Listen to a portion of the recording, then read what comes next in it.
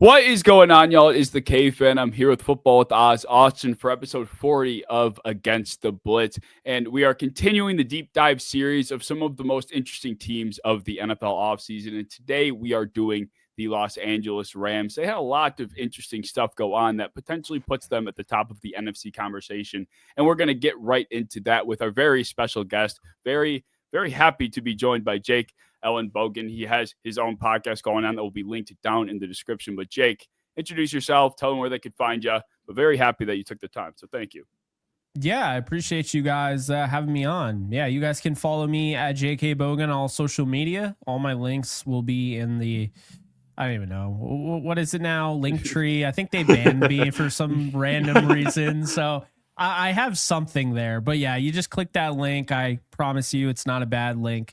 I know that's what scammers say, but it has all the good stuff there. I have multiple YouTube channels. I do gaming stuff. I cover the New York Yankees, the Rams, the Lakers. Yeah, I do a bunch of stuff. So appreciate you guys having me. You got banned from Linktree? I was about to ask. You put OnlyFans on there? Yeah, it was my OnlyFans. No, so I have no idea what I did wrong, and I sent an email to them, and they're like, "Yeah, we're not unbanning you. That's not good enough." And I was like, "All right, well, I'll move on to, let's see here. What do I have here? It is beacons.ai/JK Bogan. Okay. So shout out to Beacons for not being a pain in my ass. All right, here we go. All right. That's awesome. I didn't even know like Linktree had like a support to like. They don't even ban OnlyFans models. Yeah, they just no, they don't. Me. Not that I would know, but like. I was like, what the hell did I do? I just post like my YouTube links in there. Like, all right, whatever. Yeah, well. Well, we will get right into it because the Rams do actually have a pretty decent bit that went on over the last couple of months. So it's not just, they're not running it back with a lot. There's a lot of changes. So Austin, you want to start from the top and then we'll just kind of cut through it position by position. And we're even going to do some 53-man roster predictions, very loose predictions of who we think will make it per position. So take it away. Yeah, well, we're starting with the big position, the quarterback.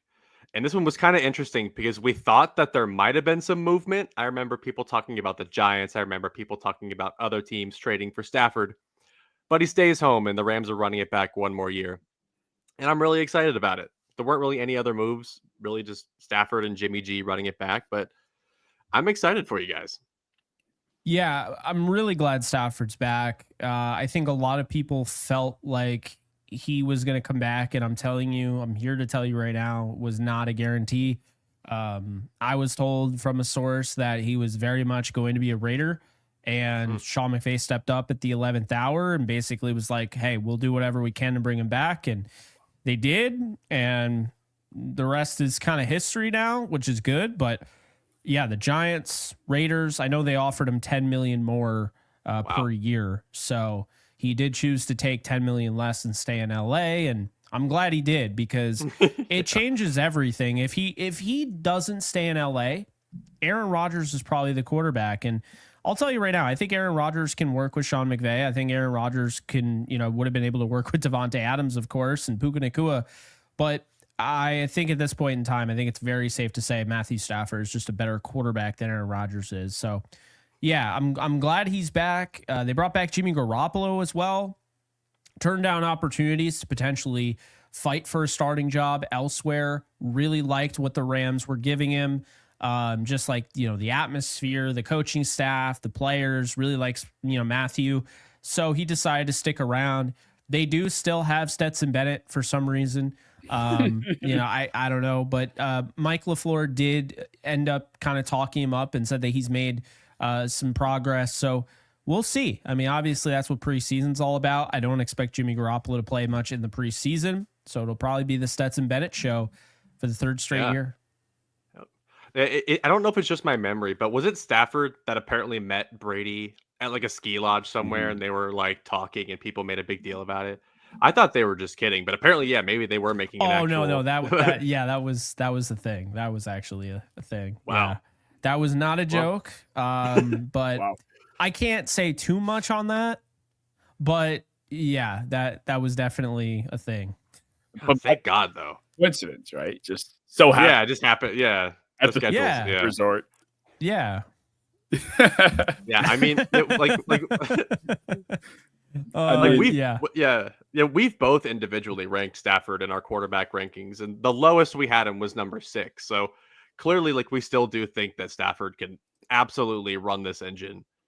And yeah, if Rodgers is who you think that this was about to be, that would have been bad. I mean, they would have been fine. Like, they would have won games, but like, it's not Stafford, and that's the problem. Exactly. And Stafford and McVay work so well in tandem that it's like you can't break up the band. Not now. I mean, he's going to No. retire probably in 2 years. But you can't break up with. And honestly, I mean, they ended the season in Philly in the snow, 14 yards away, and everyone that I've talked to that's either close to the team or even some players that were on the team during the offseason, they kind of looked at that as like that game was essentially they were going to the Super Bowl if they won that game, because they would have been hosting the Commanders in LA. And of course, we saw what Philly did. The Commanders, didn't have a couple of their key offensive linemen. And to be honest with you, I don't think the O line was that great anyway. So yeah, it was disappointing for sure. But it also is a reminder that the Rams are back to that 2021 expectation. And, a lot of people believe, especially around the Rams organization, Andrew Whitworth has said it, this team, they have this like inner arrogance about them. They believe that, they can go really far. And this is kind of not saying it's a different tone of last year, but when you lose that game the way you did to Philly, and obviously there are new faces and everything on the team, but the players that are on the team from last year, they know how close they were. They know that they were one sack away from setting the sack record in the playoffs in the first 2 games. They know. So, yeah, they're going to be hungry. I like what they did this offseason, but you had to bring back Matthew Stafford. Yeah. I agree. I think I was going to say was it probably does shift things a little bit for that locker room, because last year, no one thought that much of them, at least to the point where they could potentially be beating Philly and then sending themselves off to the Super Bowl in the preseason. Now the expectations are shifting. It was like, they might be a playoff wild card team last year, but now they go into this season. And I would say more people than not have them in the top 3 of teams in the NFC. So, there are some lofty expectations, and it's kind of crazy to think that Stafford truly was potentially going to leave, given like what it could have been or what it's going to be expectations wise. So it's crazy to hear that was pretty legitimate. Mm-hmm. So yeah, you never know, right? You never know. There's been some crazy stuff. I don't think Chargers fans thought when they drafted Drew Brees, that guy was going to end up playing 6 years later in New Orleans and winning a Super Bowl. But I mean, that's just the way things go. And so, yeah, it was definitely a possibility. Probably the reality if Sean McVay doesn't step up. Mm-hmm. Wow. And I think like my favorite part is like it allowed them to approach the offseason a little bit differently. Like they didn't have to like get Jackson Dart in the first round. They didn't have to scramble for a quarterback. I didn't want Jackson Dart. No. But like it kind of helped them, go after weapons, go after different players that they normally wouldn't want to afford there. And like my favorite one, Jarquez Hunter. And that's the guy I kind of wanted to get into, because I love Hunter's fit on the Rams. He's fun. Mm-hmm. Yeah, Jake, I do want to ask, do you think Jarquez Hunter will be the RB2 over Blake Corum at some point this season, if not to start the year? He could. I would not rule out Corum, but he could. I think it's interesting because you go back and you look throughout the history with the Rams, and when they draft a running back in the second round, like a Cam Akers, yeah, they want to get him more burn, right? But they never really gave him the starting role out the gate. There was still Darrell Henderson there. So, and of course there's Malcolm Brown, who actually scored the first touchdown at SoFi Stadium. Fun fact. But what I look back on is the way that they handled Kyron Williams, who was a 5th round running back. And there wasn't really they traded up to get him with the Raiders. And it wasn't like an urgency to start him right away. And you look at Van Jefferson, a 2nd round offensive player, wide receiver out of, Florida, in the same draft as Cam. And he gets off to a great start, is utilized in the first 2 games and then really kind of gets redshirted, kind of put aside. McVay kind of does things differently with offensive rookies, I've noticed. Defensive rookies tend to have a little bit, quicker, like, hey, just go right in, throw you in the fire. I mean, great example. They've drafted guys in the 6th round that have ended up being starters that year. Jordan Fuller from Ohio State. But I see this as somebody who is probably going to be onboarded slowly, and they're going to use him situationally. So if I need to hit a home run, the bases are loaded, but I'm down 3. I want to take the lead. I'm going to put in Jarquez Hunter in that situation where you have that, maybe it's 3rd and 1, and you're just like, yeah, everyone's crashing the gap, and you get that one, shove forward, and then he's got enough speed to run by everybody. Like, that's when Jarquez Hunter will probably be in. He'll also probably be in, in other circumstances as well. And I wouldn't be surprised if he's returning kicks and punts. But the thing about Corum is that they haven't ruled him out. He was actually at one of the season ticket holder events with like all of the, top-notch players. You normally don't want a backup running back that has no future on the team to go to those events, right? So yeah, I think there's definitely some value there with Corum. And Corum is a better pass protector than Jarquez Hunter, which is most likely going to keep him on the field more often than not. And he might be the best pass catching running back on the team. So Corum still has a role. I had a chance to see him when I went to the Jets and Rams game at MetLife Stadium. He had like a 40-yard run called back. And you can see him. He's not Kyren Williams. He doesn't have the urgency of Kyren, but he does run well. And they got him because they love Kyren Williams so much. They wanted that ability on the field when Kyren was off the field. Then, obviously it backfired for them, and Kyren ended up playing every single game and not getting hurt. And then you're like, oh, okay, maybe we should have had a guy that complimented more and not just a clone. Because that's the thing. It works out in a sense when Kyren goes down, then you have that guy. But if he's kind of a clone of who you have and that guy never goes down with an injury, well, you don't really need the other guy, right? So Corum is interesting. I don't think anybody truly knows what to expect this year. I'd say I'm high on all 3 running backs. I'm higher on Jarquez Hunter than Blake Corum, but I still like Corum, and I still think he'll have a role. And I'm really high on Kyren Williams because I still think this guy is a top 10 running back in football. And think about it, and honestly, he fumbles the ball, so you can't just take away fumbles. But if you took away the fumbles, this is like a top 5 running back in the league. He is fantastic. So, yeah, he is, and like he doesn't do the sexy stuff. Like, exactly. I mean, I don't have the number off the top of my head, but I'm pretty sure the Rams were bottom 5 in explosive run plays last year. That's not his game, and Corum barely played, and that's not his game either. But like what you said, that is Hunter's exact game. Exactly. But like he also plays to that kind of role though. Like he is a similar built back. He is a similar back to them, but like just a completely different athletic skill set. And that's why I'm hyped about it. Yeah, and he also has that kind of upper body and leg drive that you like to see, where you can just keep, just moving the pile or breaking off guys. And I mean, he'll run into your offensive lineman. He's knocking everybody over on tape, So, this is definitely somebody. I can tell you right now, the Rams loved him. I had him. I don't know why I switched it. I think I just fell in love with Trevor Etienne. I couldn't believe how good this kid was. Yeah. I really did not think he was that good. I didn't think he'd be that good. And then I got in the tape like late, and I'm like, this is a top 5 running back in the draft. And I think he has a chance to be maybe the best outside of Ashton Genty. So yeah, I think he's got incredibly high ceiling. Maybe Carolina wasn't the best fit for him, but when I was looking at the Rams and kind of who they typically go after, I had targeted early on in the process, and then they end up meeting with him, Jarquez Hunter. I just felt like you have the Les Snead Auburn connection, went to school there. He keeps up with those guys. Sean McVay loves running backs. They draft one just about every year.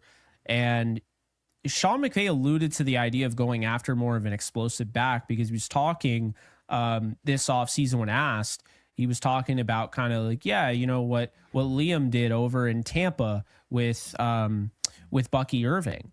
And, he mentioned that, and he mentioned getting more dynamic and more explosive. So obviously people immediately were like, oh, they're done with Kyron Williams.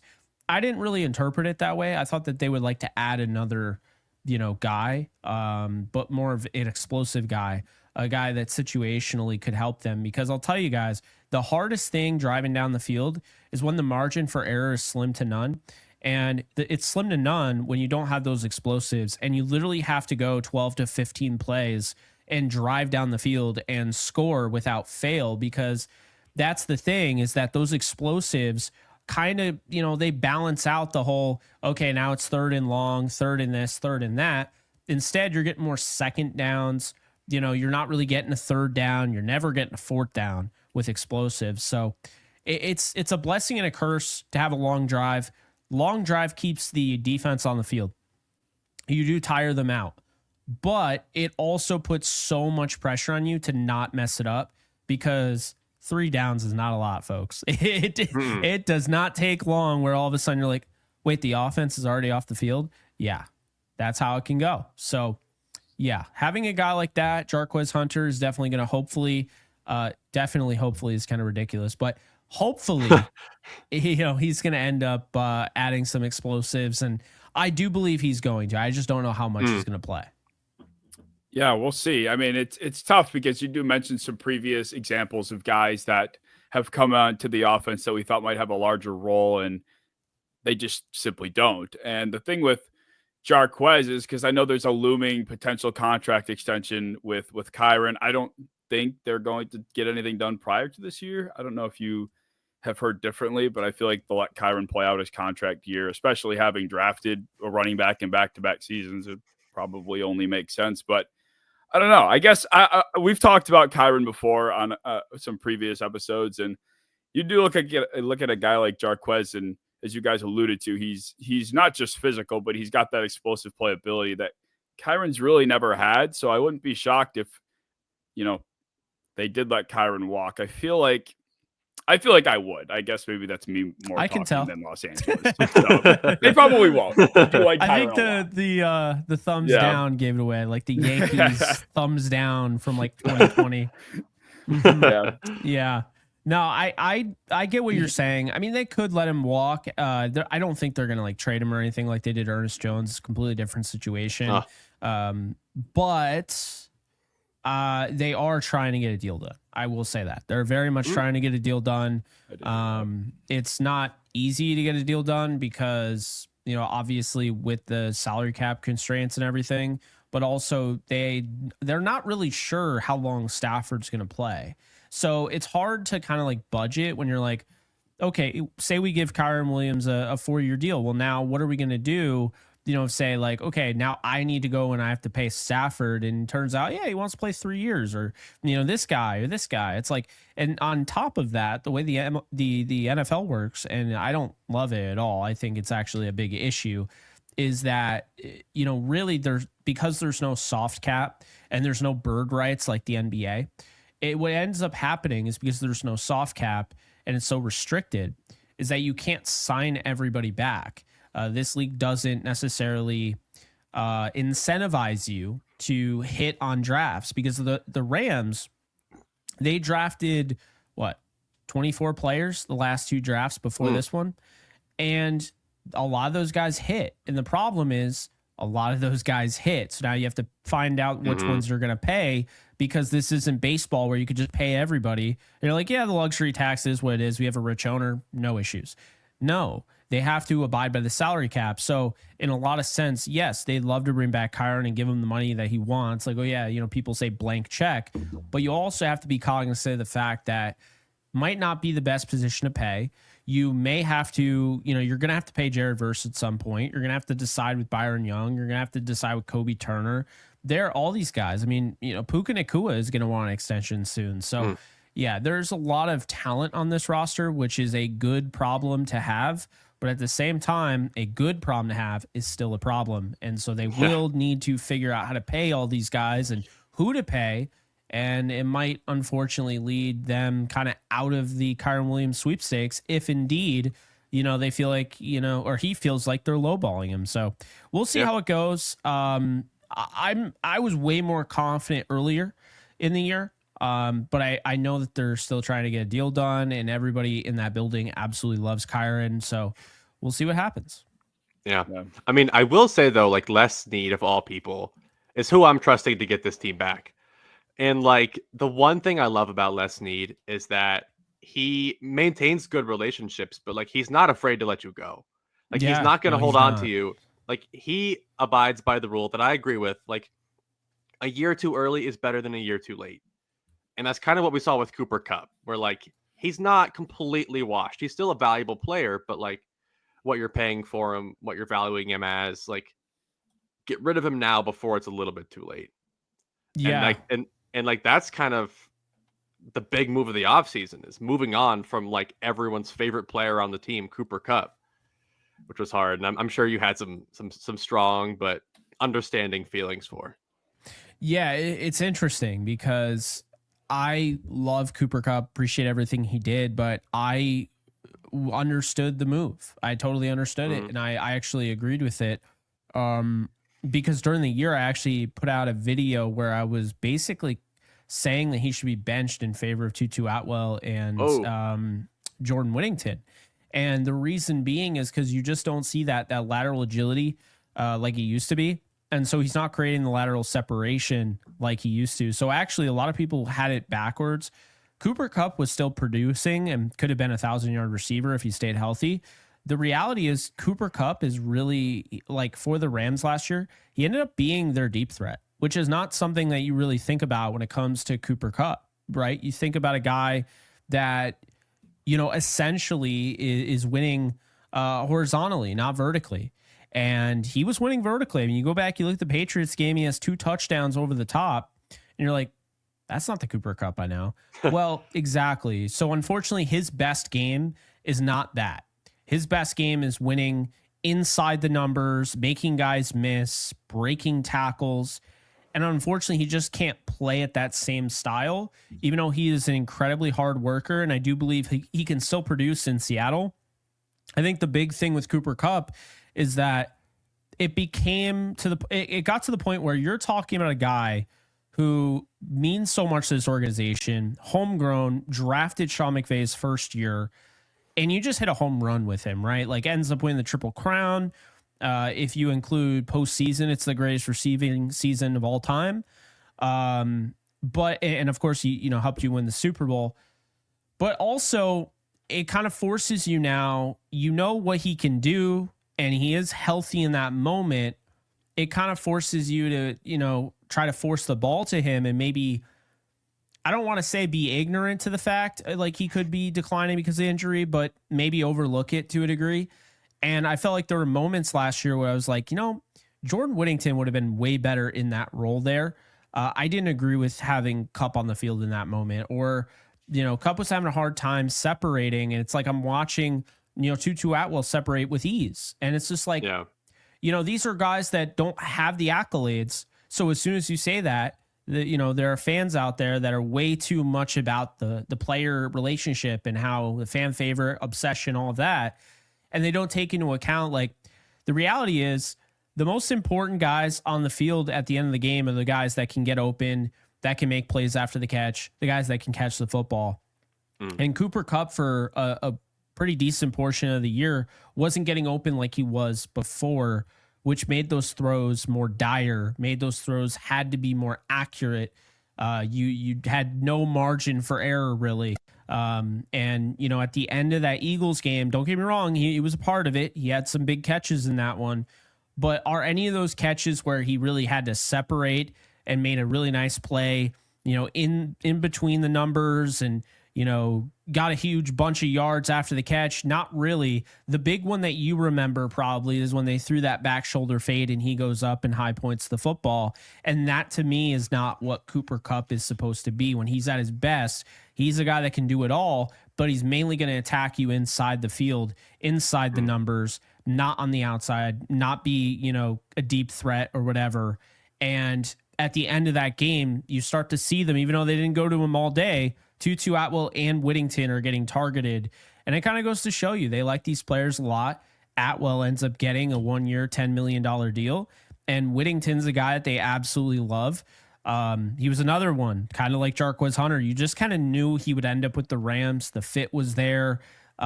Whittington was buried behind a lot of talent. Jatavian Sanders, Bijan Robinson, Roshan Johnson, Adonai Mitchell, Xavier Worthy, all at Texas. And, I don't think people really understand the type of player this guy was. Former 5-star recruit, missed 22 games, changed his diet, changed his workout regimen, hasn't really gotten hurt since, significantly. And last year you start to see that Packers game where he really put the team on his back when Kupp and Puka Nacua were out. And you see that this player can end up being really good. And the Rams do have, if not the best, they have one of the best wide receiver coaches in the league in Eric Yarber. They're going to be okay. And then you go out and you get Devontae Adams, and it's like, now it's like you have that Cooper Kupp level player like you did in the Super Bowl season, but Devontae Adams, I don't think people understand. He is the best X receiver the Rams have had in years. I mean, I don't care that he's getting up there in age. He still can jump and dunk on a goalpost. So yeah, he's in very good spirits and very good shape. He's ready to go. And for the first time in a while, he's happy. And I think we're going to see my biggest bold prediction that I actually put out there was that I think he leads the NFL in receiving touchdowns. So we'll see what ends up happening. I think that's definitely possible. I mean, like you're talking about like needing separation. Devontae Adams can do that better than anybody on earth, really. Like, yeah, when it comes down to it, like if I need a first down, Devontae Adams is who I'm going to on my own personal team. And I'm a Bengals fan, and I have Jamar Chase. I would like, if I need a separator, I'm going Devontae Adams. I respect that. Yeah, I mean, I will say if there was a guy that ended up but had led the league in receiving yards, I wouldn't go Adams. I'd probably lean towards Nacua. I think he has more touchdowns. I definitely think your guy in Cincinnati probably put money on Chase, or I would say Malik Neighbors or Chase for receiving yards this year. That's what Neighbors love. Hell yeah. That's what I would say. Yeah, I mean, I think he's stellar. And the Giants have a competent quarterback. I mean, he might not be everybody's favorite, whether that's Jameis or Russell Wilson. And if they go with Jackson Dart, I'm out. But those two guys can get the ball where they need to go. And Neighbors is just so dynamic. But I know we're talking about the Rams. Yeah. Well, like, I feel like it's also kind of cool that you go from Kupp to Devontae Adams, where like you think of a route runner, but they are very different players. Like, yes, and Tutu Atwell can kind of still play a slot role, but he's 125 pounds soaking wet. So you still are missing that like blocking slot presence. But what Cave's gonna appreciate is Terrence Ferguson, his favorite football player to ever touch the gridiron. And really? I feel like he can kind of take over that slot. That's role. A bold stat. All right. Blocking I slot never role. said that. I never. Look, I am very big on Terrence Ferguson. And this is a team that tried to trade up for Bowers last year. They tried to trade up for Loveland this year. And Ferguson kind of fits that tight end role that Higbee has been for them for the last few years. Like Higbee in his heyday, that guy was catching tunnel screens. He was catching, he was getting screens underneath constantly. And that's Ferguson's game. You get the ball in his hands behind a couple of blockers, and he's going downhill. That's his game. That's exactly when Higbee was at his best. And that's what Ferguson really, I'm not going to say that's all he can do, but that's most certainly what he is absolutely best at. You're not really getting me hyped. Like, wait, you're telling me he just catches screen pass? No, I'm messing with you. They actually tried to trade up and get Kincaid as well. And they weren't, I'll tell you this right now, they were not going to go after Loveland. They wanted, and I can tell you this with absolute certainty, it's already been reported, so it's not as fun to break, but Tat McMillan, they loved him. They loved him. That would have been cool. That would have been puzzle. They tried to trade up with Carolina and get him. Yeah, no, they really they wanted him. So it didn't work out, and I mean that is what it is. But no, Terrence Ferguson's interesting to me because I actually think he can win Offensive Rookie of the Year. But my biggest thing with Terrence Ferguson is that he wasn't my favorite tight end. It's just a matter of the way I always say is this. if he was drafted by the Sosar Rams in St. Louis, I hate that fit. Right. Hate it. I didn't really like the player coming. I did dislike him, but I was higher on Fannin. I was higher on Warren. I was higher on Loveland. You know, you get that. But I think this is the perfect fit for him with Sean McVay and the Rams. And I think that this is a position that they have tried to find their guy. I think Davis Allen is better than giving credit for. Colby Parkinson was disappointing last year. I'm surprised they kept him. Wouldn't be surprised if he ended up having a role. Tyler Higbee, of course, was their best tight end. As soon as he came back last year, immediately you just noticed his presence on the field. But people forget because they look at the Bills game and they see, you know, the scoring, or, you know, they see some of those games where the Rams were able to score. They were not an offense that you could really trust to be consistent at all, really. And they haven't been really since the Super Bowl season. 2023, they showed the ability to be one of the best offenses in the league. You see that against the Ravens in that game. But the reality of the situation is that for the most part, since 2021, winning the Super Bowl, of course, you know, February 2022, we'll say, they have had a hard time finding consistency. Stafford hasn't thrown 40 touchdowns since. He hasn't even thrown 30 touchdowns since. And, you know, this is somebody that I think this year they're just going to let him, you know, let it rip. They have the best offensive line in the division, probably a top 3 offensive line in the conference. I think they're just going to kind of let it rip. And, you know, I think Terrence Ferguson is going to have a pretty big role in that. And the thing about Ferguson that I like, and I also like the addition of Adams coinciding, is that these are 2 guys that can help you in the red zone. And this was the 22nd ranked red zone offense. McVay has had that issue in the past where he has not been able to really find success in the red zone. This dates back to when he was the offensive coordinator in Washington. And I think he has all the answers. But I always say, as much as I love McVay, and I do believe he's the second best coach in the league and could end up being the greatest coach ever when it's all said and done, because I think he's that good. The one thing that hurts him is when he gets in the red zone, I think he overthinks things. I think he gets too cute. I don't think he sticks with what works.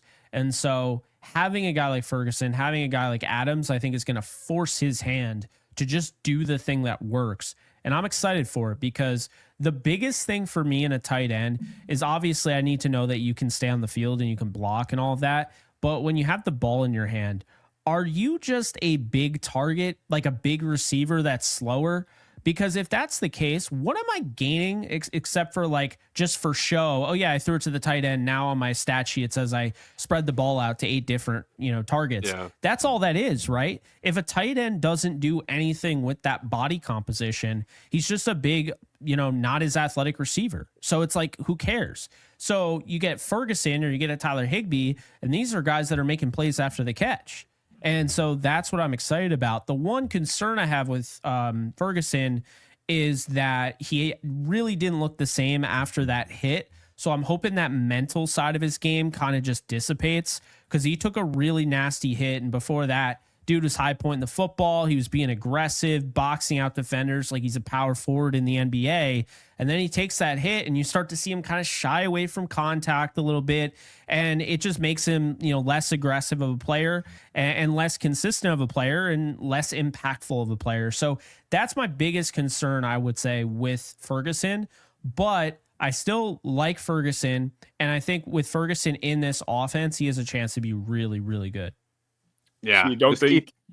I was just going to ask, because I know we've referred to some other rookies being almost redshirted. I feel like Ferguson is probably I don't know, at least in my opinion, the number 1 candidate to almost get redshirted, just because there's already 3 tight ends in this offense. They don't do too much. 12, 3 other. You think so? I mean, he probably will be, but this isn't really, of course, not a 12 personnel offense. He probably will be too. But I think offensive rookie of the year, I mean, that I love Ferguson just as much as the next guy. Offensive rookie of the year, I did not think his role would be that.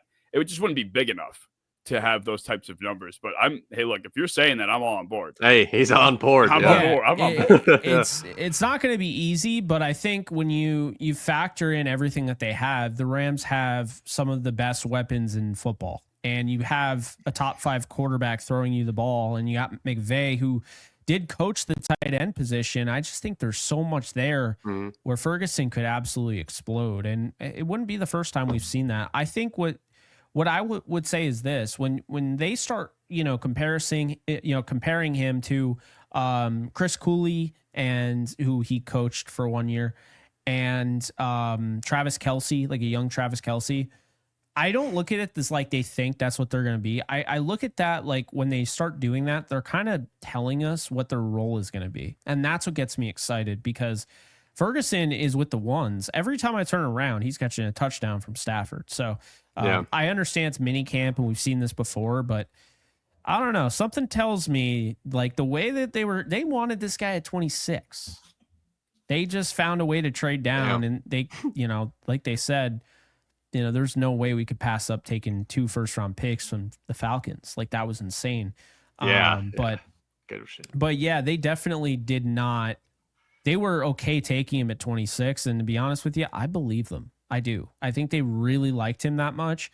I'm kind of bummed because, I think Harold Fan Jr. would have been such a good fit, but Ferguson is a great fit. And like I said, I think it's just really, you could take any of the top tight ends, and as long as they're competent in the NFL, I think they would do fine in this offense. I think the offense is really set up for immediate success out of that position. Yeah. Tyler Higbee's also not been, I think he's a very talented player, but in terms of like durability, I wouldn't be shocked if Ferguson can find himself in a starting role pretty quick. I'm not sure if Higbee's Kirby in a Joseph is contract going to find him anytime soon, but yeah. So that would be, that'd be cool. Yeah. So, we'll see. And again, I kind of look at like the way teams are now using tight ends. You go back, you look at Sam Laporta's rookie year, and you look at Brock Bowers last year. It's clear, they can find creative ways to get Ferguson involved and get him the ball. And yeah, I think he's gonna have a really good year for sure. Oh yeah. I will say, I said to Austin after watching Ferguson's film for the first time, I said, in no way do I think Ferguson is like Travis Kelce at all, but I was watching one play where I saw him running. I'm like, who is that? Who is that? Just the way he was striding, the way he was, I was like, that's Kelce. I wasn't serious. Not now. Kelce now, you don't want to be like that. No, right. It's such a fun game with like the tall athletic tight ends. You're like, is this Greg Olsen or is this Luke Musgrave? I actually cannot tell. And it almost entirely depends like who your quarterback is. But it's almost always Luke Musgrave is what I learned. It almost like Zach Kuntz. Zach Kuntz was Zach supposed Kuntz to be Kelce is a great too. Example, yeah. And he was worse than Luke Musgrave. But still, shout out my goat Luke Musgrave. Actually, maybe, and I don't know for sure, but maybe the position is changing where like, God, I hate saying it, it's sacrilegious to what I believe in, but the blocking isn't necessarily as much of a necessity as it used to be.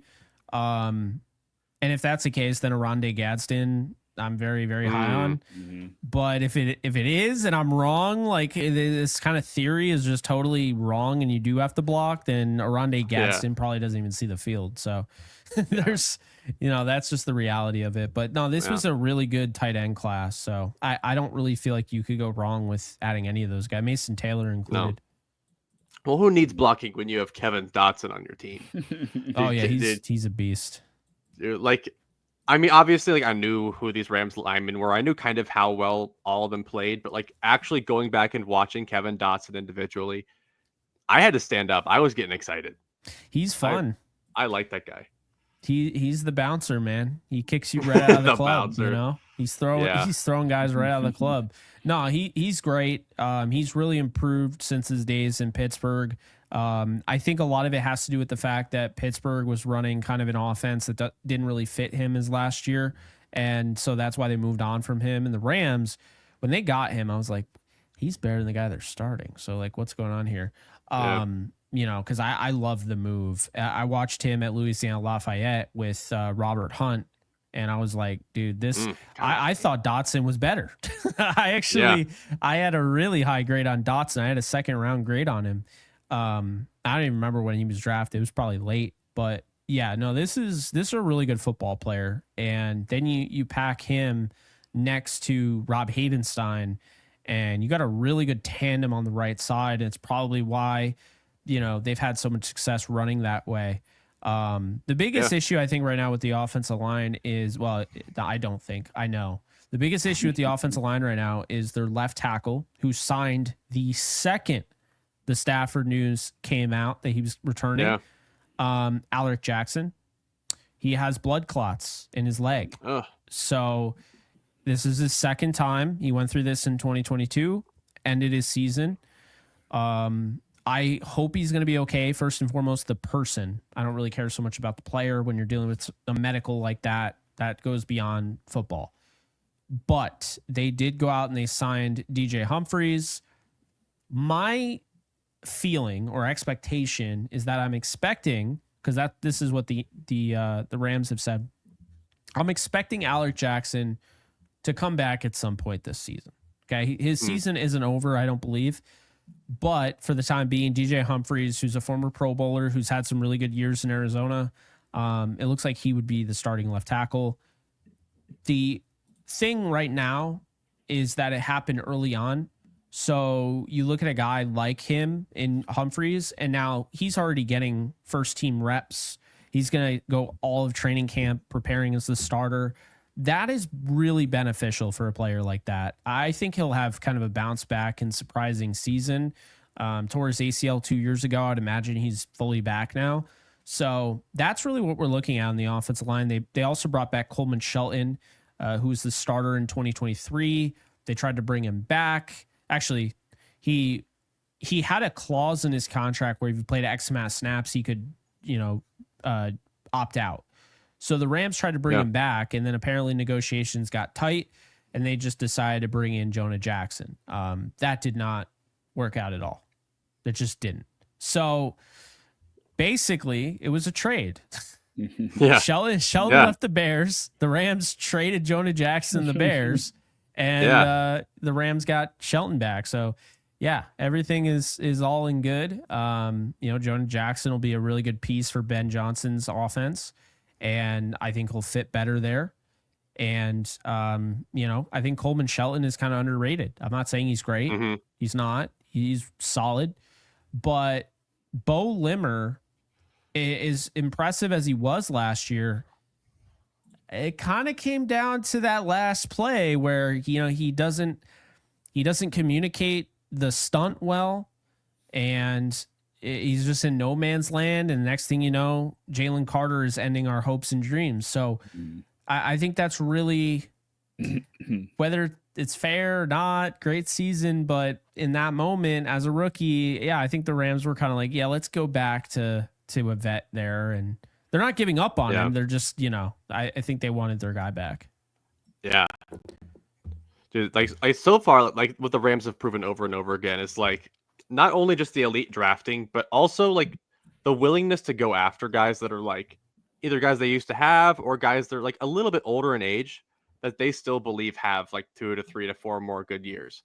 So I believe Shelton's about 30. I think he's sitting right at 30. So like to think that he has a few more good years left in him to give them. But I was more looking at that for my favorite player in the NFL, Poona Ford. He's the like absolute most fun tape watch I have had all season long. And the way that he fits among Kobe Turner and Braden Fisk, like you couldn't ask for 3 better, different complementary skill sets. So like I am extremely jealous of you getting to watch that for 17 plus games this year. Yeah, I hope he plays for 17 plus games. It sucked in a sense because I really wanted Bobby Brown back. Obviously, he's a friend of mine as well, so it hurt. I think he's going to do great things in Carolina, but Bobby Brown leaves, and then you go out, you get Poona Ford, and Poona Ford, in combination with Verse and Fisk and Kobe Turner and Josiah Stewart and and Byron Young. That is disgusting. I mean, they have one of the best defensive fronts that you're going to find. Ford has some pass rushing prowess as well. He's not just a run stopper. And kind of that kind of undersized aspect of him, similar to Donald. Not saying he's Aaron Donald, trust me. He is me. but he's got those properties where you're 5'11", 5'10", and he just is able to use that to his advantage. What I don't understand, like I get it, but I also don't, is that if you have the mass and you have, the leverage down, why do I care how tall you are? Right. It's arm length is the only thing that but if you're 5'3" and you have, the longest, if you're Geodude from Pokemon, like Geodude. That's almost an advantage. And I'm gonna call up somebody that now. Possibly a current Ram, Willie Lampkin, actually might be a really good a soon to be Rams fullback. Actually, hopefully would be. I hope he's starting center someday. For you guys, Coleman Shelton gets hurt, Bo Limmer gets hurt. You might have all-pro center. I keep forgetting him, and I made a video on him, and I love the guy, but it's just there's so many guys in this roster. I know. Like that's the thing, that the casual audience does not get how deep the Rams are. I try to explain this to people. Like their defensive line, they're guys that you might not know, like a Desjuan Johnson, like a Tyler Davis, who was held on that play, with Saquon Barkley. But poor guy. But those guys, Ty Hamilton, who they added, I felt like that was, giving up a 4th rounder next year for him was a little rich, but they added him. They have, and then Laryl Murchison, they have a lot of depth on that defensive line that I'm really excited to see because, they're coached the right way. Jeff Smith is really good at what he does. They've always had good defensive line coaches, but I'm very excited for the future with them for sure. Yeah, well, this defensive front has always felt like it's one of those that everyone can get in on the action, but now they have like Jared Verse was so good last year. I think he had the most pressures his rookie season of any rookie in the last 5 years. Like this guy was since Nick Bosa. Yeah, generationally good. And even Teron Armstead on a podcast recently was like, "Yeah, I'm good. I don't want to ever see him again. Like he's part of the reason I fucking quit." So it's like, that's hilarious. This is a player that, on top of the depth, you have not even the cherry on top. You have the guy with the chainsaw, and everyone else is the saw going around. It just really is not fair, the defensive front that they have. And I for myself think Jared Verse is going to go from defensive rookie of the year to defensive player of the year back to back. Damn. Yeah. It really is the production he put up in year one, and I think they only got deeper behind him. It really is just going to be, he's going to have a lot of one-on-ones. And I think that's going to be something that, and if he doesn't, then everyone else is going to eat. And that kind of plays into that whole schematic dominance and that ability to just kill you no matter who's on the field. And that's really going to be what carries the Rams, I think, pretty deep. Out of everything else, the Devonta Adams addition, Terrence Ferguson, Darkwas, everything about the offense that everyone talks about, the defensive front is really where this team is going to thrive. Yeah. And part of that for me, which I appreciate that they do, is making a strength a strength. Like so many teams you see, they approach the draft, they're the Rams, we could use a linebacker for sure. A lot of people are talking about Carson Schwarzenegger right there, 1st round pick. Possible. I loved that fit. And they're nope. We're trading back. We are getting edge rushers. We're getting Josiah Stewart. We're getting Ty Hamilton. We are bolstering this front. We are not letting Saquon run on us again. This is never happening again. Bolstering the best part of their team. But then they're okay, well, Pooh Paul's sitting, way later than he's supposed to be. So, let's bring him in. Sean Dolak, UDFA, bring him in. You're speaking my language right now. Two studs way later than they should have been. I know. It's so weird how the Rams linebackers, it's... I don't know how they went from, wow, I don't really love this room, to, wow, this is my favorite linebacker room they've had in a while. Yeah. I had Chris Paul Jr. as a 1st rounder. I think he's my 29th overall player. So the idea of getting him in the 5th round, I was live. I was stoked. People saw, a lot of people in there, and I was just going crazy. I wasn't expecting it. I really wasn't. When they passed on him the first time, I just didn't see it happening. So the fact that he fell to the Rams was insane. I think he's a great compliment to Omar Spates, who's turning into a really good linebacker right before our eyes. And then, you look at Nate Landman, and this guy is one of the best run defending linebackers I think I've ever watched. I mean, he's so fun to watch in that aspect. He needs to get better in coverage, but he can definitely help you on those, obvious running downs. And then you got, Troy Reader. The fan base cannot stand him. I like Troy Reader. I think he gets a bad rap. I don't think he makes the team, but I do like him. And then Sean Dolak, I mean, I had a 3rd round grade on. I have no idea how he went undrafted. I don't care that he played at Buffalo. We went over this with Khalil Mack. We went over this with Tyree Jackson. We went over this with, Anthony Johnson. I mean, there were plenty of Buffalo prospects that have gone in the top 5 rounds. Since Khalil Mack. So like, I just don't understand why, he had to go through that. I'm glad, he ended up on the Rams, but Dolak absolutely should have been drafted. I mean, that was insane. Yes. So yeah, it's the most depth. And I mean, they also have guys that probably won't make the roster, but they're good players. They'll be fun to watch in preseason. Tony Fields II. He's got a really good athletic profile there. Liked him coming out of West Virginia. Elias Neal, he made the team last year, I believe, out of Marshall. They got some guys that, are fun to watch, and they might not make the team, but, we're talking about this being a depth-filled linebacker room now, which is not what it was before the draft. So hats off to the Rams for sure, and then going out and signing Landman. Really like that move. So we'll see how things go. But I would expect this to be a pretty good linebacker room after, they did end up losing Jake Hummel, who I think was kind of molding into a potential starter, and he ends up going to the Ravens. And then they lose Christian Roseboom to Carolina. Shocker. Carolina got like every Ram now. Former defensive coordinator or former Rams coach, Evero. So, yeah, it makes sense. But no, I really like the linebacker room. I'm glad you brought up Dolak. I'm glad you brought up Paul because, yeah, I think those two. Dolak is probably more down the road because Omar Spates is going to start.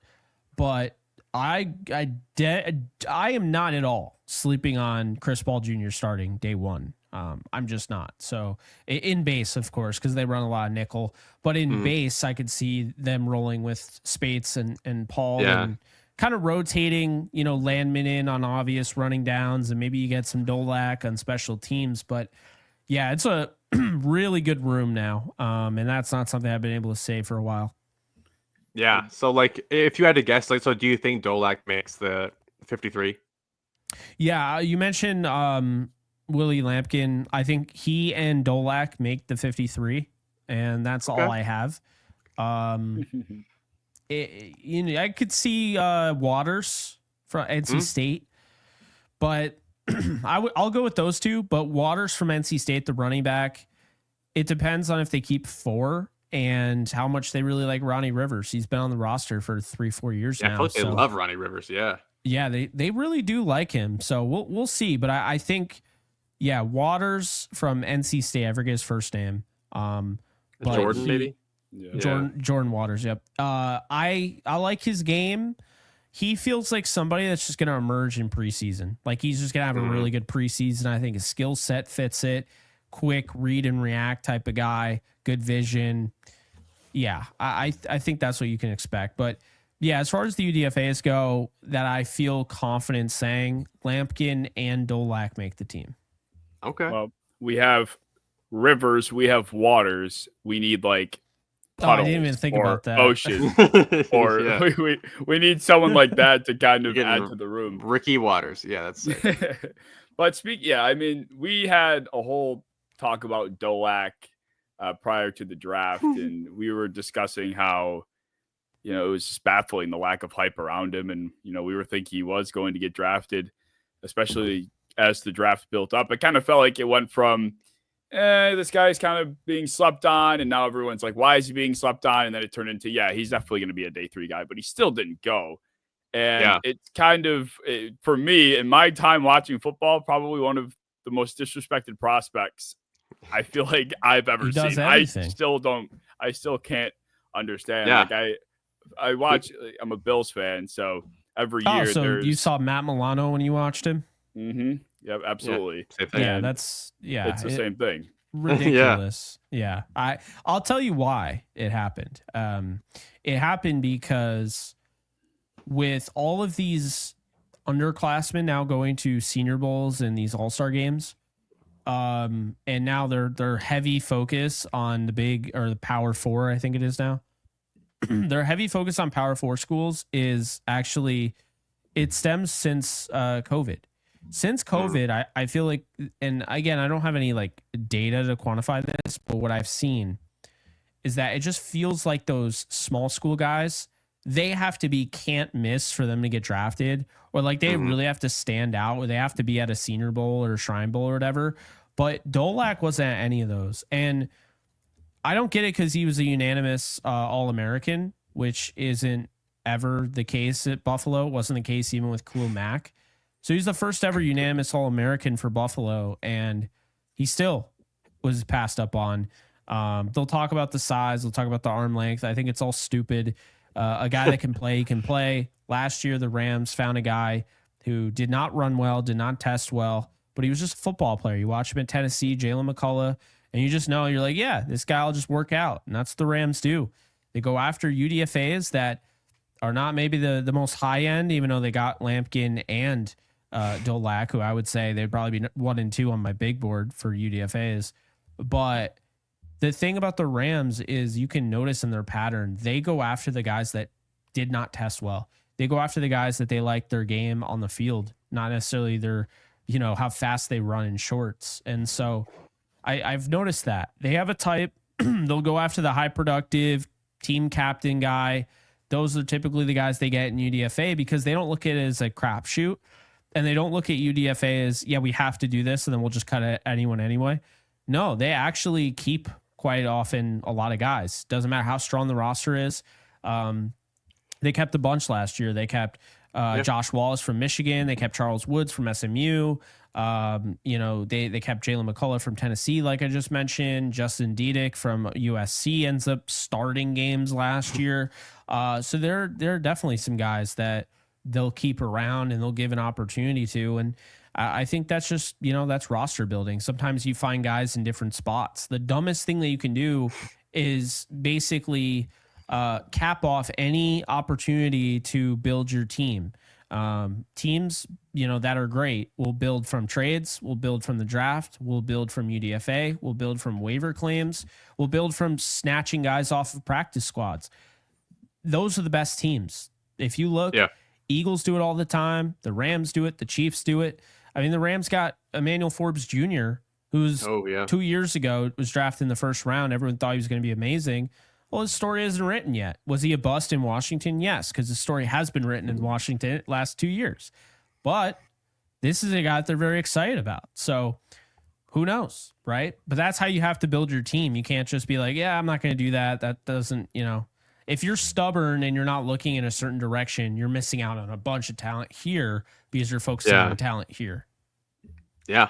Yeah. There wasn't a lot really. I mean, almost surprisingly that didn't really go into their whole DB room. Like a lot of people are pretty big fans of the safeties, but like the corners, you have 2 starters that are both 30 plus. I think Darius Williams is like 32. I think Witherspoon's about 30. So it's like a lot of people thought that like there might have been a pretty hefty investment into a DB. But it seems like it might not be too late. There are some rumblings about a possible homecoming with Jalen Ramsey. Where do you feel about that? Somebody a little closer to the team. How do you feel? Well, it's no surprise to me that this came out. Jalen has wanted to go back to the Rams for a while now. The Rams have wanted Jalen for a while now. They love each other, all of that. Of course, he's not a free agent. So they have to make a deal with the Dolphins. Dolphins, it kind of is up to them, right? Yeah. But what I would say is this. I want Jalen Ramsey back, but I don't feel like they need Jalen Ramsey back. I think he would add on. This cornerback room is a lot better than people realize. Because, to your point, I think a lot of people look at, they have 2 guys that are 32 and 30, right? But what they don't look at is that just this year to win a Super Bowl, they have 3 corners that in the postseason, they went up against a tandem and combination of A.J. Brown, Justin Jefferson, Jordan Addison, and Devontae Smith. And they held them down. And they were great. And I think a lot of people look at that Vikings game and they're like, oh, yeah, the defensive line destroyed him. They did. But there were a lot of plays where Sam Darnold's holding on the ball for 9 seconds, and it's because of the coverage downfield. I think that the cornerbacks for the Rams are severely underrated. I think Ahkello Witherspoon, if he was able to start a full season this year healthy, looks like a top 15 corner. Darius Williams played really well down the stretch, and Kobe Durant.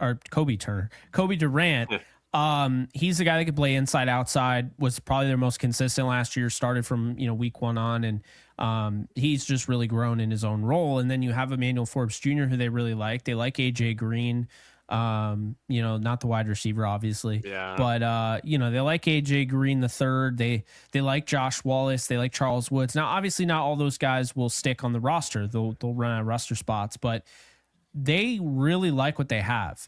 Darion Kendrick as well. They cut him because they knew nobody was going to pick him up.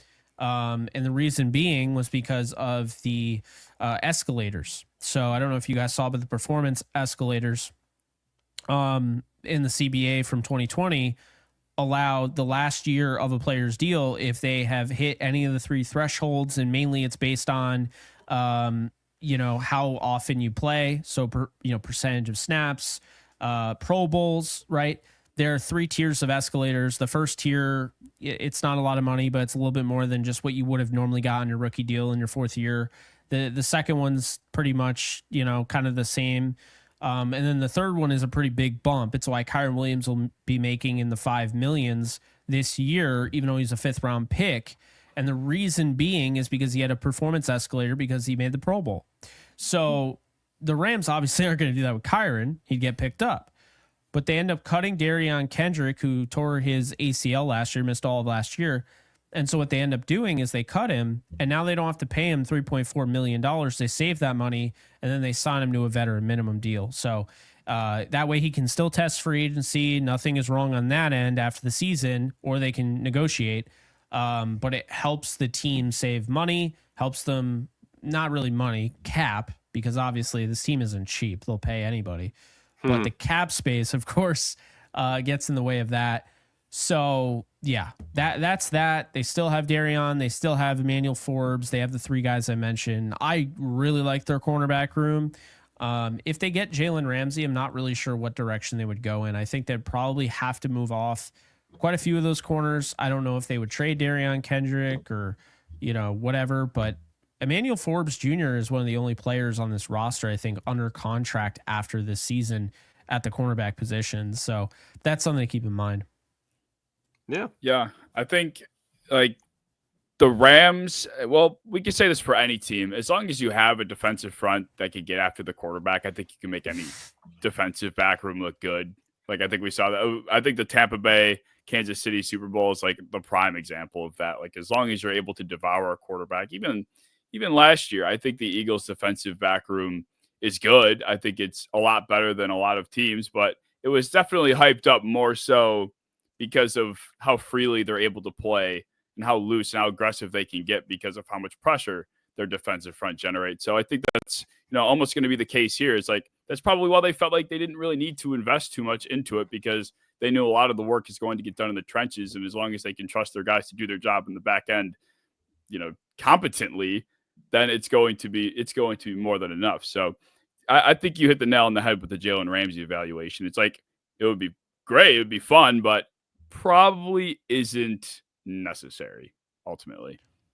Yeah, I'm higher on isn't necessary. I'd like it to happen, don't get me wrong, but it's more so one of those things people are like, oh, Ahkello's trash and Darius is trash. I'm telling you right now, take what you feel about Ahkello Witherspoon right now, how you feel about how good you think he is, and multiply that by 2 at least. That's what he really is. He's a very misunderstood corner because he played for the 49ers for 4 years. that fan base cannot stand him because as soon as he left the 49ers, he went to Seattle, then was traded. But even though he was supposed to be the starter, he was traded to Pittsburgh. Seattle doesn't like him because a lot of those fans don't realize what actually happened there.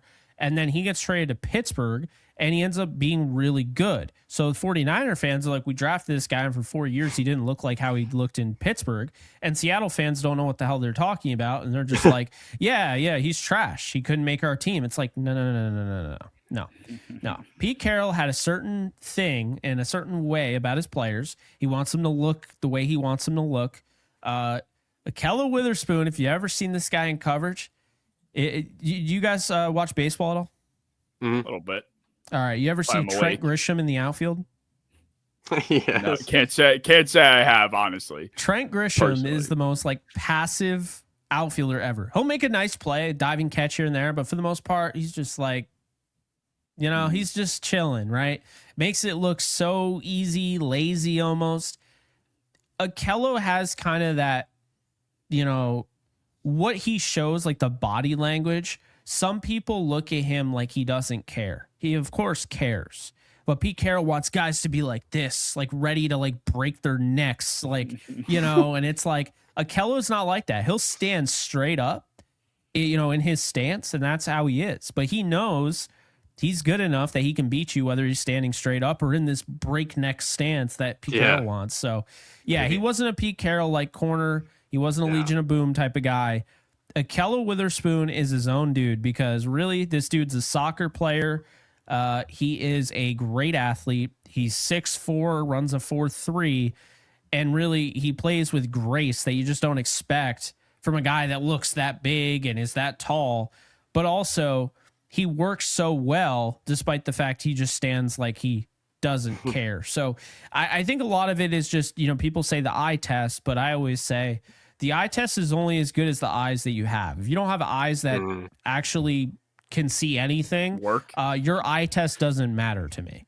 So that's what I would say about that. And of course, D Will is a very established cornerback in this league. So the corners on this team, a lot of people are going to be erasing tweets after this season. I'll say that.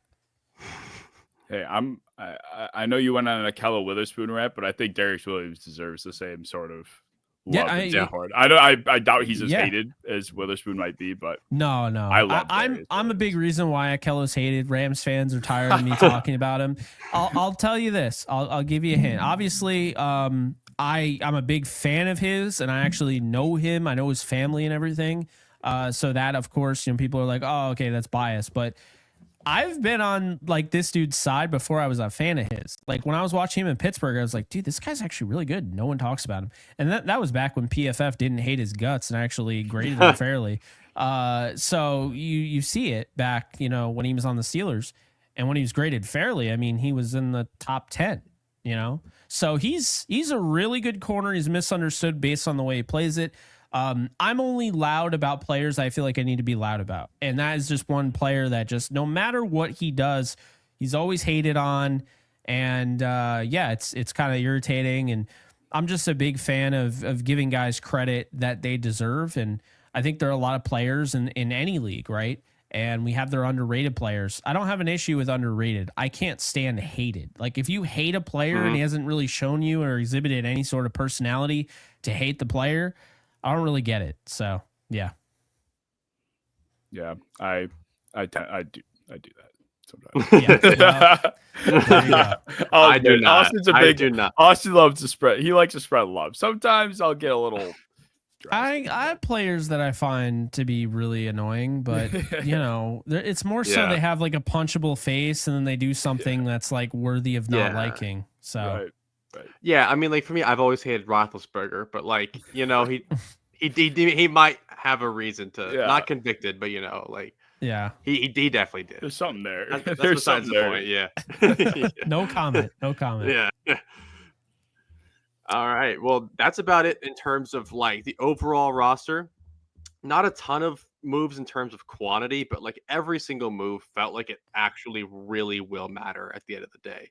Yeah, you had to pick like one guy overall for the Rams 2025-2026 season. Who are you picking as your breakout candidate? Oh, breakout candidate. That's tough because I mean, easily, if you were saying the most impactful signing, I would have said Devontae Adams. Yeah. This one's tough. There's quite a few that I could say, but I'm gonna go. Man, this is tough. Because I don't want to pick a rookie. That seems kind of cliche. Oh, he broke out in his first Depends year. the context you want. Yeah, Jared Verse broke out last year. Can you believe it? Yeah. Yeah. Shit. Okay. You got me here. There's so many that come to mind, and I'm like, how do I want to word this? Okay, let's go with no, because he's a rookie too. Damn it. I feel like there's some people like there's Omar some people Spates where already broke out, I would say. But if you There's some wanted to people say like that, Omar though. Spates, yeah, like there's some people that have played well, but like they're not appreciated like that. Like I think Quentin Lake's another one where like he just absolutely. played very well, but no one really knows how good he is yet. No one cares. Because also PFF graded him pretty rudely too, actually. So PFF is like the Madden ratings for the Rams. They do not like us. It's wild. That was crazy. That was crazy. Oh my god, yeah. I forgot about that. I didn't know everybody was a closed beta master. I mean, good lord, it's like they're telling you, oh, it's closed beta. It's not real. It's like, look, but why? You missed the part where I don't give a crap if it's real or not. Like at launch, the fact that was released. It's real enough. Oh no, they randomized they randomized those, but don't they? They're right by Silicon Valley, and the 49ers are the second highest rated team, even though they just won 5 games last year. And then what is it? Oh yeah, the Cowboys are an 88 overall. They're in the top 5, and of course we know that like the ratings guy, and I think some of the devs are Cowboys fans. It's like. You guys said Matthew Stafford is a 78 overall. It's why I don't play your shitty game. Jesus. It's like, come on. But yeah, I mean, I honestly, the big reason why I feel like Madden ruined sports games for me entirely, because I started realizing I'm like, oh my God, it's the most repetitive thing. Like literally, like you've already, if you've played your sports games your whole life, right? You've already gone through all of the scenarios. What scenario have you not seen in a sports game? It's just different helmets, right? Like sometimes they add new cool helmets, or they add new uniforms, or they add a new stadium like SoFi.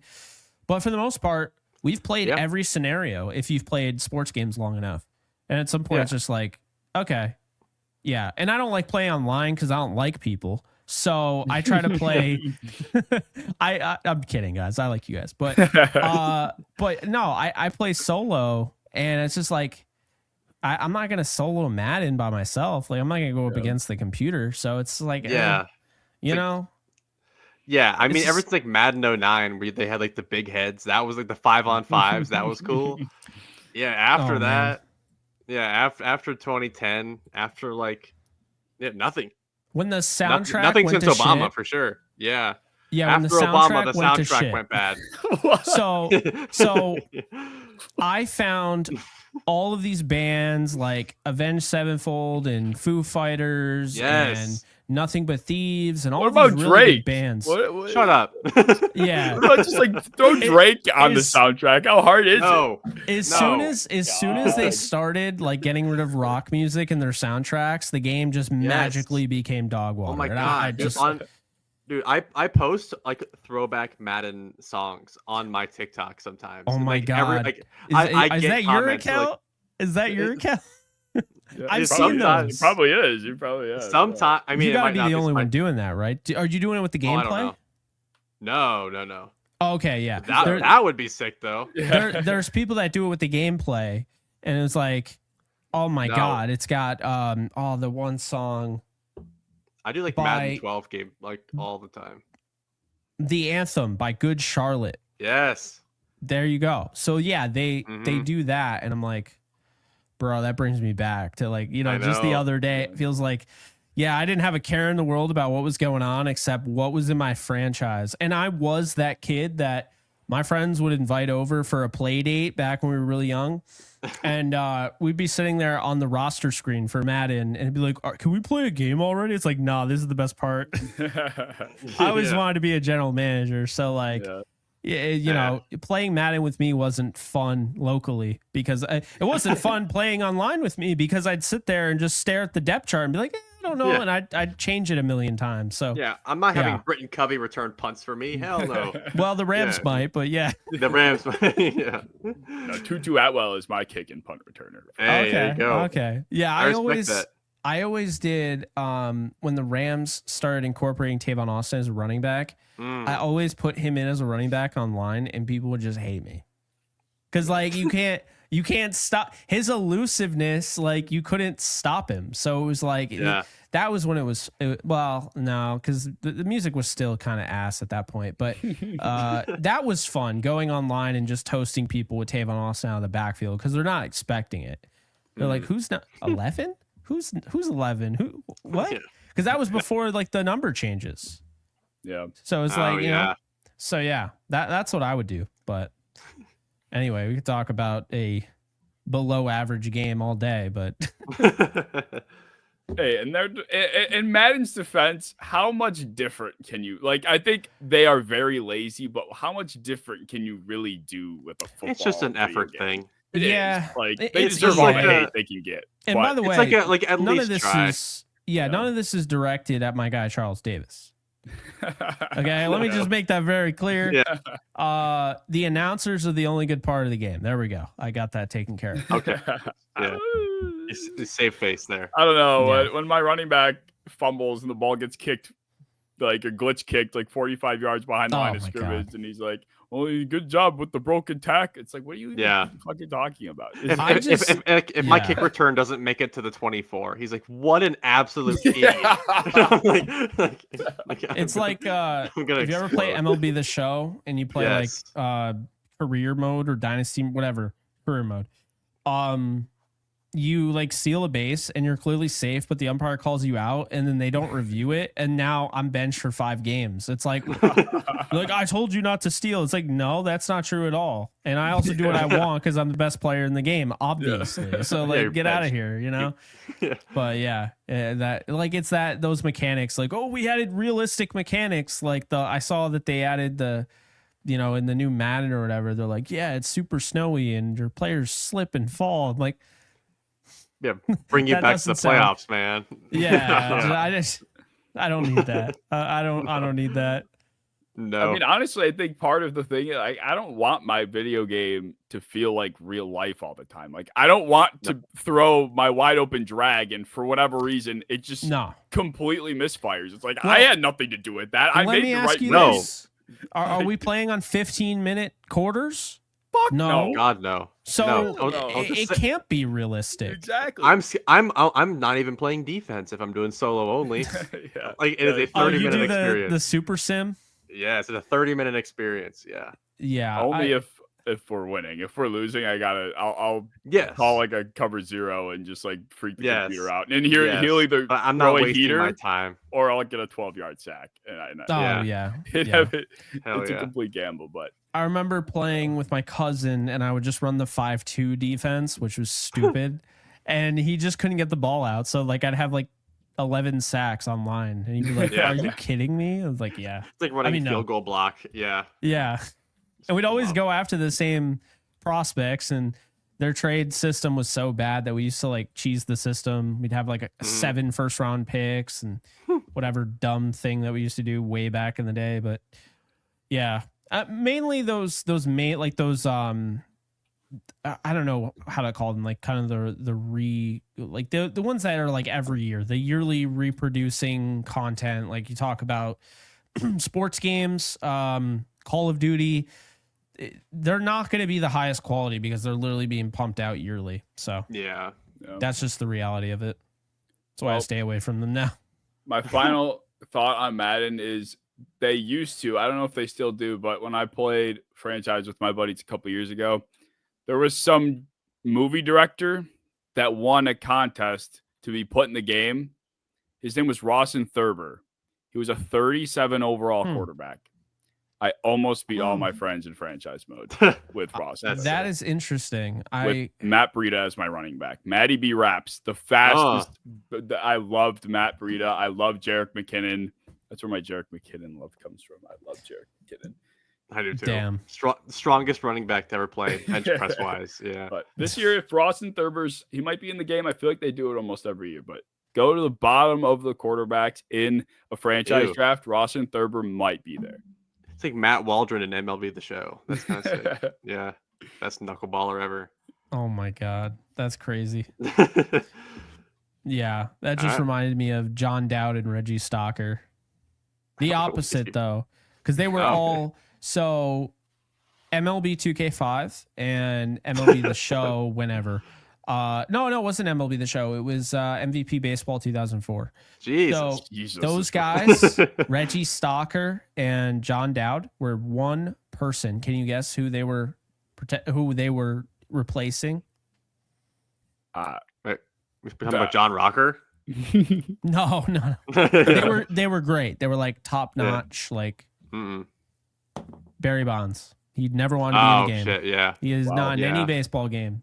It's like Patriots coach. Yeah. Patriots any coach. And then it doesn't look, it looks more like Josh McDaniels. Yeah. Yeah. They never even came close to making it look like Bill Belichick. The best part was Bubba Wallace. The best thing was when Kareem Hunt kicked somebody and then they just took his name off. They just made him number 25 in the game instead of it was still Kareem Hunt's skin. But it was just number 25 instead of just Hunt. I was like, okay, at that point, just take him out. Just take or him leave out him in.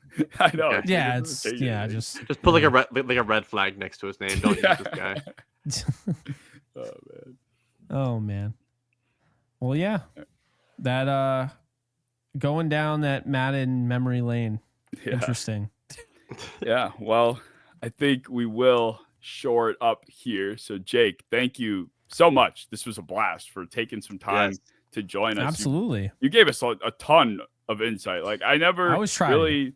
You did a phenomenal job. So I appreciate the tidbits we got, like the whole Matthew Stafford thing. Like I was one of the guys on Twitter, like anybody out there that thinks this is going to happen, it ain't going to happen. And then of course I victory lap when it gets re-signed or, whatever. Trust me. I was happy to be wrong. I thought he was gone. I remember and during that saga when I follow you, of course, and you were celebrating, but I was asking myself, like, did he really think that was going to happen? I guess so. I guess you know more. Let's put it this way. I was this close to releasing my Aaron Rodgers film breakdown. Wow. Oh, no. Yep. Wow. And you know what? I ended up spending all that time, never released it. I didn't record it. I just, I had done my film breakdown. Then I was going to record it after I put my notes and everything. Mm-hmm. And it never happened. Well, God bless, right? Yeah, I mean, look, I like Aaron Rodgers. I don't hate him, but I love Matthew Stafford. I've liked him since Detroit, and I blame Detroit for him. If he doesn't end up being a Hall of Famer, it is on Detroit. It is not the fans, but it is the team's fault. That organization quite literally threw him under a bus.